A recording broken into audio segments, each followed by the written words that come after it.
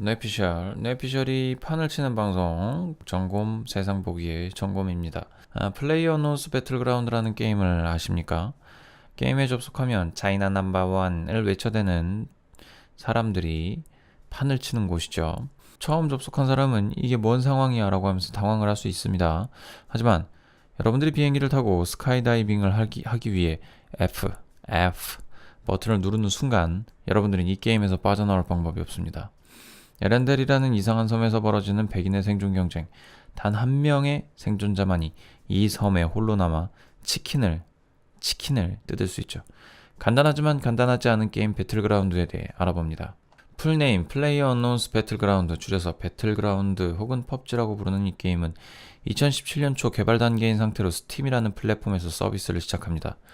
이 컨텐츠 보실 분들은 다 스팀이라는 존재와 배틀그라운드라는 게임을 익히 알고 계실 거라 생각하기 때문에 자세한 설명은 생략한다 라고 말하며 지나가도록 하죠. 이 게임은 될 성 부른 떡잎이었습니다. 왜냐하면 최적화도 안 되어 있는 개발 초기 단계의 게임, 즉 알파 테스트 단계인 게임을 유저들과 함께 만들어가는 얼리 액세스라는 시스템을 이용해 시중에 공개가 됐었죠. 그런데 말입니다. 반응이 폭발적이더라는 겁니다. 개발 초반에 버그도 많고 최적화도 안 되어 있기 때문에 많은 사람들이 불편을 겪을 수밖에 없습니다. 그럼에도 불구하고 동접자 수가 공개 초기엔 20만 명을 돌파하기 시작을 합니다. 스팀이라는 플랫폼이 원래 외국계였고 다국어 지원을 또 했던 게임인지라 전 세계 사람들에게 인기를 얻기 시작을 했죠. 매우 급부상을 하게 됩니다. 인기 유튜버들도 하나둘씩 게임을 시작해보면서 인기를 얻어가기 시작을 하죠. 주말이면 서버가 터지면서 다운되는 통에 매 달마다 게임 제작사에서는 서버를 늘려갔습니다. 하지만 늘리면 늘리는 대로 사람은 계속 유입이 됐고 서버는 계속 터져나갔죠. 지금 이 시점에서는 주말 동접자 수 300만 명을 앞두고 있습니다. 다음 카카오로 확장도 시도하고 있죠. 이제는 서버가 안정적이라서 터지거나 다운되거나 튕기거나 하는 건 좀 별로 없습니다만 그래도 가끔은 좀 터지긴 하더라고요. 현재 인기몰이를 하고 있는 이 게임은 이미 모두들 아시겠지만 바로 국산 게임입니다. 테라라는 게임으로 유명한 블루홀이라는 제작사에서 만들었고 그간 제작했던 게임들이 흥망성쇠를 반복하면서 250억의 적자를 맞이했던 시점에서 그야말로 초대박을 이루어내게 됩니다. 비결은 분석한 글들 많으니까 참고하시면 되고요. 오늘 하고 싶은 말은 배틀그라운드 얼마나 벌었나 하는 겁니다. 배틀그라운드의 판매 가격은 스팀과 카카오 게임즈에서 각각 32,000원씩입니다. 이 가격은 알파 테스트 때부터 일관적으로 유지해온 금액이죠. 이게 전 세계적으로 얼마가 팔리느냐면 2천만 장이 팔립니다. 2천만 장이요. 우리나라 인구 5분의 2가 되는 사람들이 모두 다 산 셈이에요. 비슷하게 팔린 게임으로는 테라리아라는 게임이 있고요. 아주 유명한 브랜드인 프랜차이즈인 콜 오브 듀티 고스트가 있고요. 레밍즈도 있습니다. 개구리. 그 길 건너는 개구리 말하는 거예요. 그리고 누구나 다 알고 있는 슈퍼마리오 월드 정도의 게임과 어깨를 나란히 하고 있습니다. 역대 PC게임 순위 중에선 3위. 그리고 이 역대 PC게임의 카테고리 1등을 차지하고 있는 것은 마인크래프트입니다. 2,700만 장 팔았어요. 제가 봤을 때 이 배틀그라운드는 마인크래프트를 넘어설 것 같습니다. 지금 팔리는 속도가 장난 아니거든요. 역대 게임 판매 순위에서는 31등 정도를 차지하고 있다고 합니다. 이 카테고리에서 1등은 테트리스입니다. 총 1억 7천만 카피를 판매했습니다. 그럼 총 매출액이 얼마일까요? 2천만 장 팔았고 3만 원이니까 대충 곱하면 6,400억쯤 될 겁니다. 6,400억이요. 6,400억이요. 게임 팔아서요. 만약에 개발자들이 100명이라고 가정하고요. 실제 오버워치 개발자들은 100명 내외라고 얘기를 들었던 게 기억이 나서 개발자들이 100명이라고 가정을 하고 이 팀의 개발 기간 동안 운영하기 위해 쏟아부은 돈이 인당 평균 연봉으로 어림 계산해서 4천만 원이라고 계산해도 1년간 들어간 비용은 40억입니다. 인건비를 훨씬 상회하는 금액을 벌어들였습니다. 매우 놀랍습니다. 플랫폼인 스팀이 가져간 돈은 이 돈의 3분의 1 정도라고 합니다. 그렇다 해도 블루홀이 가져가는 순수익은 4천억이 되겠네요. 순수익이 아니라 총 매출이요. 4천억이 되겠네요. 어마어마한 부가가치를 창출해냈습니다. 게임 회사가요. 스타크래프트가 초대박을 냈어도 1,000만 장이었습니다. 이 게임은 블리자드가 한 단계 성장하는데 큰 역할을 하게 된 기념비적인 게임이죠.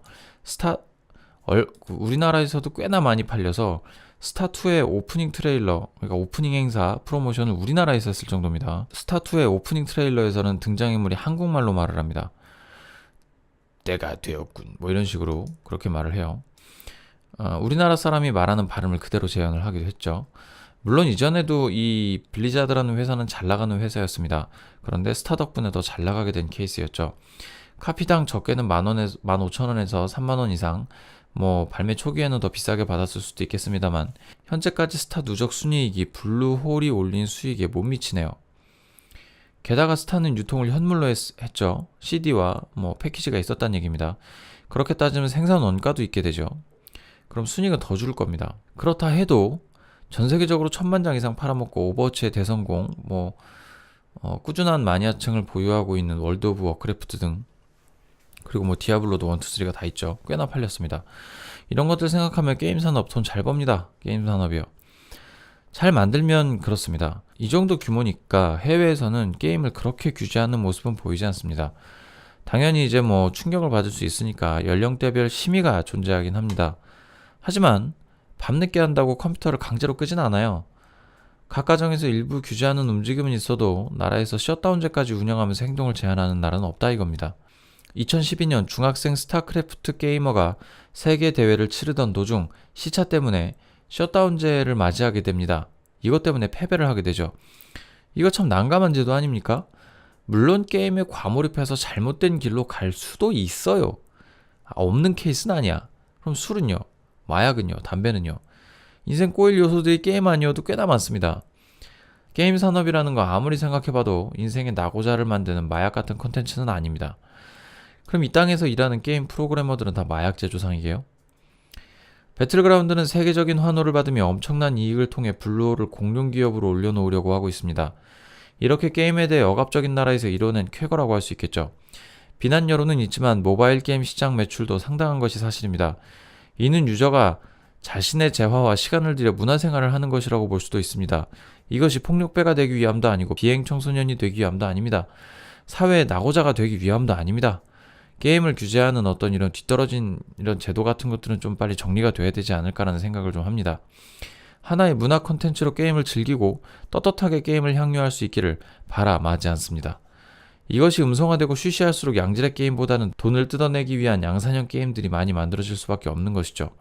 모바일 플랫폼 게임 시장이 기형적으로 변해가는 모습을 보고 있노라면 씁쓸하기 이를 데가 없습니다.